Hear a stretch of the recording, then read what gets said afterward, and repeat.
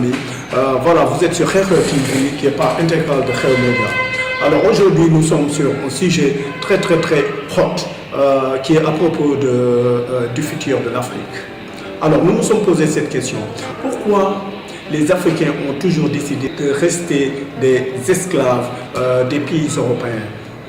Alors, il est évident que les chefs d'État africains ou les chefs d'État africains délibérément ou peut-être naïvement renforcent la colonisation, l'exploitation et la dépendance des Africains vis-à-vis aux pays européens ou vis-à-vis des pays de l'Est.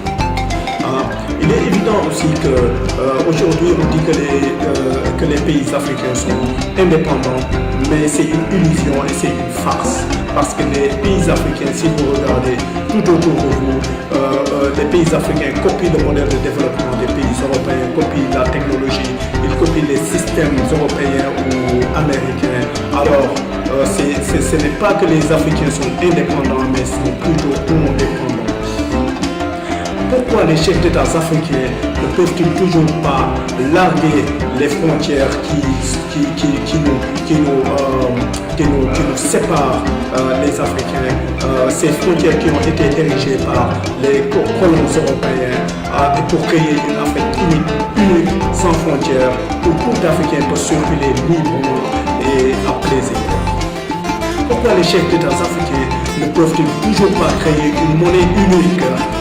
Une monnaie unique qui servirait à tous les Africains et une monnaie qui n'est pas basée sur du papier ou du fer comme le font les Européens, mais plutôt une monnaie forte comme l'or, pourquoi pas?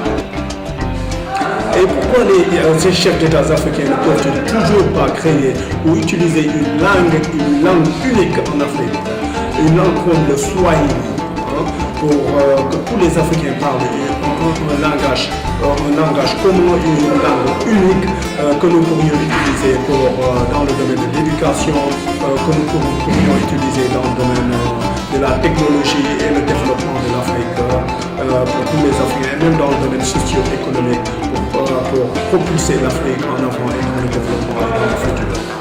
Et enfin, pourquoi les chefs d'État africains ne peuvent-ils pas se tenir debout fortement et dire courageusement et dire aux chefs d'État européens et américains: écoutez, nous ne vous devons pas un sou, c'est vous qui nous devez pour avoir pillé et violé l'Afrique pendant des siècles.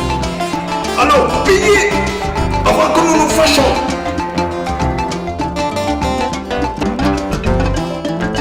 Salam alaikum, Selim al-Gadio, Aïda Famanta, salam alaikum.